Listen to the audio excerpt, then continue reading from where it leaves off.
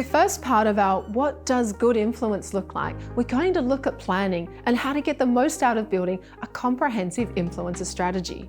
What does good planning look like in influencer marketing? As Richard Rumeld says, who literally wrote the book on strategy, one cannot really evaluate a strategy unless there is a fairly clear statement of the problem the strategy is trying to solve. So let's look at some of the common problems influencer marketing can solve. Launching a new product, educating an audience, getting people to switch brands, brand positioning and brand building, and of course, acquiring new customers. Influencer marketing can work to surround your customers with the right social proof on their buying journey. There are 5 key areas that we'll look at that are important to plan good influencer marketing. Number 1, who are you targeting? In our planning, we need to understand who we are trying to speak to and to find our audiences based on their location, interest, and social demographics. We always start with the who we are trying to influence and understand them and not the influencer. With influencers, you are leveraging their trust and their ability to engage, educate, and entertain specific audiences that you want to reach. You can be broad with bigger influencers, or better still, getting very specific niche around your category. Number 2, the long tail. Planning good influence is about activating the long tail. Just like Google showed the world with SEO and keywords, the power is in the long tail, and it's not about activating the biggest, but potency and effectiveness.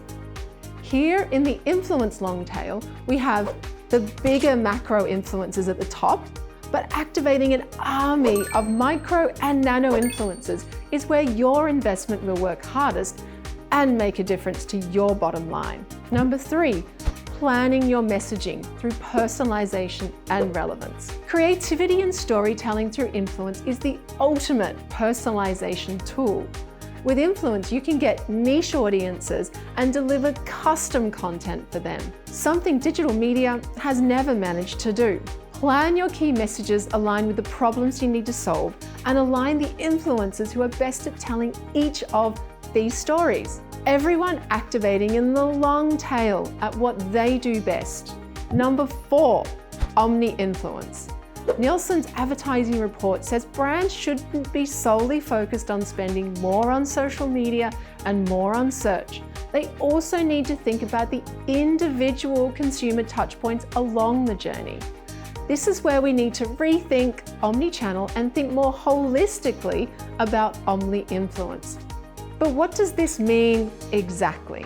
Each person takes an individual path to your product. Some paths are very short, and some have multiple touch points, and it's important that we are synchronized and connected in our planning of influence.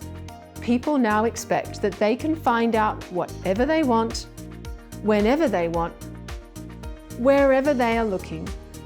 And if you're not there, someone else will be. And number 5, planning for always on.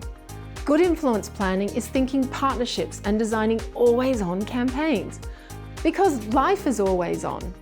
And when your channel is people, we need to build influence pathways for all the possible pathways people will go on to find your product. Ultimately, good influence is like planting a forest.